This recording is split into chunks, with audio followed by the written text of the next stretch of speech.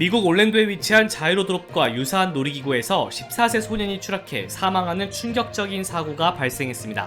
춘천에 오픈 예정인 레고랜드 코리아의 공식 호텔 예약이 시작되었습니다. 1박에 50만원이 넘게 책정되었는데 다른 나라의 레고랜드는 어떤지 비교해보았습니다. 롯데월드 어드벤처 부산이 지난 4일간 프리오픈을 진행했고 3월 31일 그랜드 오픈을 앞두고 있습니다. 프리오픈 때 오픈하지 않았던 시설들이 공식 오픈 때는 운영될지는 미지수입니다. 에버랜드가 BTS 멀티미디어 쇼 오버 더 유니버스를 오픈했습니다. 도쿄 디즈니랜드가 몇 가지 어트랙션을 한정기간 특별 버전으로 선보이는 시도를 확대하고 있습니다. 이에 대한 내용을 정리해보겠습니다. 파리 디즈니랜드가 새로운 테마구역 겨울왕국 테마존 공사를 시작했습니다. 올랜도 디즈니월드가 야심차게 준비한 새로운 스타워즈 호텔이 드디어 오픈했습니다. 그 외에 다양한 테마파크 소식들을 준비했습니다. 지금 바로 시작하겠습니다.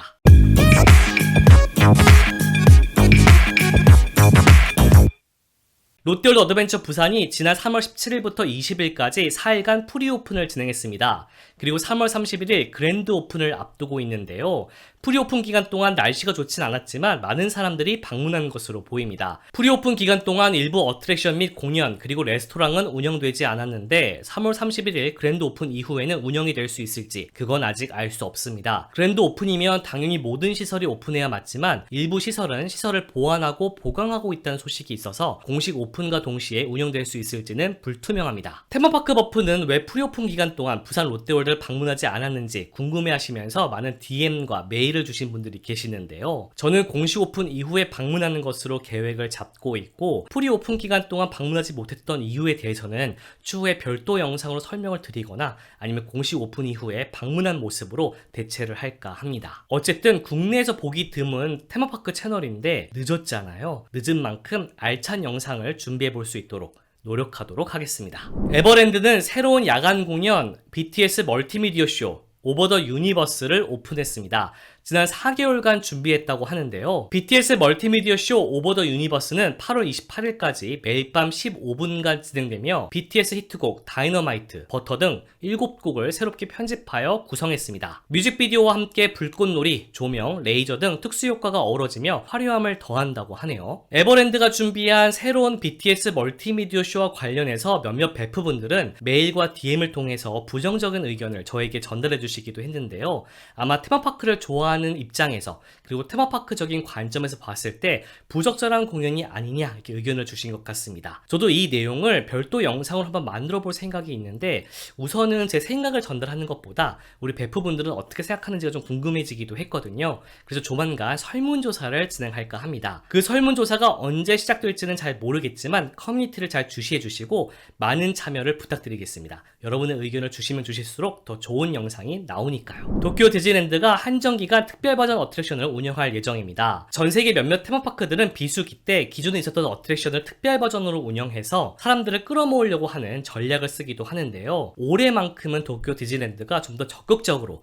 한정기간 특별 버전 어트랙션을 운영하려는 움직임을 보이고 있습니다. 다크라이드 버즈라이트에 이어 에스트로 블래스터가 에스트로 히어로 타임이란 부제를 달아 4월 1일부터 8월 31일까지 특별 버전으로 운영될 예정입니다. 이 어트랙션은 천천히 움직이는 차량을 타고 슈팅을 즐기는 다크라이드인데요. 이 기간 동안은 특정 타겟을 맞추면 더 많은 점수를 획득할 수 있도록 운영된다고 합니다. 평소보다 더 많은 점수를 획득할 수 있는 기회인 셈이죠. 후룸라이드와 다크라이드가 합쳐진 형태를 하고 있는 스플래시 마운틴도 한정기간 특별 버전으로 운영될 예정입니다. Get Wet Max라는 부제가 붙는데 평소보다 더 많이 젖는 형태로 운영될 것으로 보입니다. 도쿄 버전의 스플래시 마운틴이 미국 버전보다 비교적 덜 젖는 것으로 알려졌는데 이번 특별 버전에서는 많이 젖을 수 있다고 하니 궁금해서라도 사람들이 더 타지 않을까 싶네요. 이 특별 버전은 7월 1일부터 8월 31일까지 운영될 예정입니다. 파리 디즈니랜드가 새로운 테마구역 겨울왕국 테마존 공사를 시작했습니다. 파리 디즈니랜드에는 2개의 테마파크가 있고 그중 하나가 바로 월트 디즈니 스튜디오 파크입니다. 이곳에서는 올해 여름 어벤져스 캠퍼스 테마구역 오픈을 준비하고 있는데요. 이 신규 테마구역이 오픈하기도 전에 또 하나의 신규 테마구역 공사에 들어간 것입니다. 그게 바로 겨울왕국 테마구역입니다. 겨울왕국 테마구역은 일찍이 컨셉 이미지로 이미 많이 알려진 바 있습니다. 있습니다. 기존 파크에서 조금 떨어진 곳에 거대한 호수가 있고 그 호수 주변에 엘사의 얼음성과 아렌델 왕국이 자리를 잡게 됩니다. 구체적으로 어떤 어트랙션과 공연이 생기는지에 대해서는 발표된 바 없습니다. 아직은 허허벌판인 상태이긴 하지만 이런 상태의 땅이 겨울왕국 테마구역이 된다고 하니 신기하죠? 오픈 일정은 아직 미정입니다. 세계에서 가장 큰 테마파크 리조트 올랜도 디즈니월드가 야심차게 준비한 새로운 스타워즈 호텔이 드디어 공식 오픈했습니다. 공식 명칭은 스타워즈 갤럭틱 스타크루저로 우리가 우주로 날아가 할시온이라는 거대한 우주선에서 2박 3일을 보내게 된다는 설정을 가진 테마 호텔입니다. 우주로 날아간 컨셉이기 때문에 그곳에서 꼭 2박 3일을 보내도록 구성되어 있고 그래서 호텔 안에서 할 수 있는 다양한 액티비티와 테마 레스토랑 그리고 공연들이 준비되어 있다고 하죠. 일정 중에는 소형 우주선을 타고 바투 행성으로 이동해 어트랙션을 이용할 수도 있습니다. 실제로는 우주선처럼 꾸며진 버스를 타고 테마파크 내 스타워즈 테마구역으로 이동하는 것이지만 그래도 호텔과 테마파크를 연결하고자 노력한 흔적이 보이네요. 다만 이 스타워즈 호텔 가격과 관련한 부정적인 의견들이 많은 상태입니다. 비수기 2인 기준으로 4,800달러, 우리나라 돈으로 585만원, 4인 기준으로는 6,000달러, 우리나라 돈으로 730만원 수준으로 알려져 있습니다. 2박 비용인데다가 우주선 내에서만 지내야 하기 때문에 모든 식사 비용과 체험비가 포함되어 있다곤 하지만 너무 부담이 된다는 의견들도 있는 것이죠. 여러분 중에 스타워즈를 좋아하는 분들도 계시죠? 이 비용으로 2박을 보낼 생각이 있으신가요? 댓글로 여러분의 생각을 남겨주세요. 올해 5월 5일 오픈하게 되는 레고랜드 코리아, 그 레고랜드 코리아의 호텔 가격이 공개되었습니다. 테마파크와 다르게 호텔은 7월 1일에 오픈할 예정인데요. 지난 3월 22일부터 예약이 시작되었죠. 그러면서 호텔 가격이 공개가 되었는데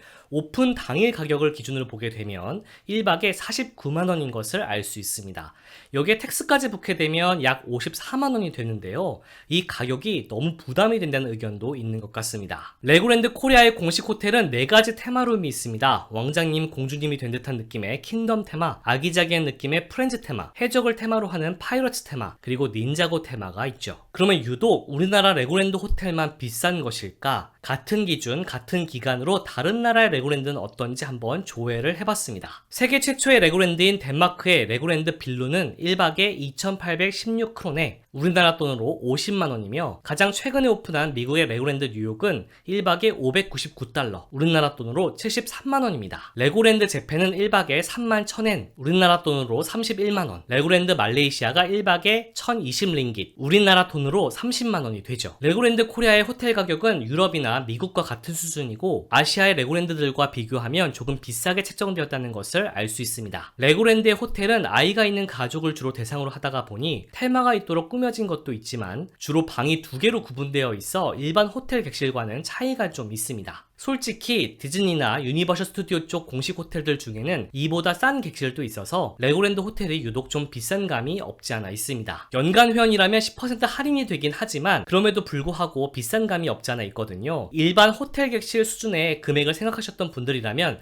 다소 놀라지 않았을까 싶습니다. 다른 나라 레고랜드와 비교해보면 그렇게 비싼 가격은 아닌데 그럼에도 불구하고 가격대가 좀 높다 보니 부담이 되는 건 사실이죠. 여러분은 이 가격에 레고랜드 호텔에서 주무실 생각이 있으신가요? 댓글로 여러분의 의견을 남겨주세요. 미국 올랜도에 위치한 아이콘 파크에서 안타깝고도 충격적인 사망 사고가 발생했습니다. 자이로드롭과 유사한 프리폴이란 이름의 드롭타워 어트랙션에서 14세 소년이 추락해 사망한 것입니다. 현지에서는 이 소식을 속보로 보도했으며 목격자들은 충격에서 헤어나오지 못하고 있다고 하는데요. 이 사고는 지난 3월 24일 목요일 밤 발생했습니다. 이 놀이기구는 약 122m 높이까지 올라가는 세계에서 가장 높은 자이로드롭 놀이기구로 알려져 있습니다. 특이한 점은 꼭대기에서 30도 각도로 좌석이 앞으로 기울어지며 그 상태로 낙하를 하게 된다는 것입니다. 그런데 낙하 도중 갑자기 14세 소년이 바닥으로 추락하게 됩니다. 당시 이를 목격한 사람들은 비명을 지르며 엄청난 충격에 빠지게 되는데 아마 현장에 있던 직원들과 손님들 모두 트라우마에 시달릴 것으로 보입니다. 유튜브에 이미 그 당시 촬영된 영상이 있어 자칫 테마파크와 놀이기구를 좋아하는 여러분께 알고리즘으로 뜰 수도 있으나 절대 보지 말라고 말리고 싶습니다. 아마 보시게 되면 모두 충격을 받으실 수 있기 때문입니다. 저는 뉴스 영상인 줄 알고 봤다가 하루 종일 손발이 떨리는 경험을 할 정도였죠. 아무튼 왜 소년이 갑자기 추락한 것인지에 대해서는 조사가 이루어지고 있는데, 놀이기구 자체가 어깨 안전장치를 제외하고는 2차 안전장치가 없었다는 점을 문제로 보고 있습니다. 아마 소년의 안전바에 이상이 생겼고 이를 제대로 인지하기도 전에 소년은 추락한 것으로 보입니다. 해당 사망 소식이 보도되면서 전 세계 테마파크 업계는 유사한 드롭타워 어트랙션을 대대적으로 점검하는 듯한 움직임을 보이고 있다고 하는데요. 우리나라에도 유사한 드롭타워 어트랙션이 많은 만큼 한 번 더 안전점검을 해야 하지 않을까 싶네요. 잠깐 광고! 책을 이제 읽지 말고 들어보세요.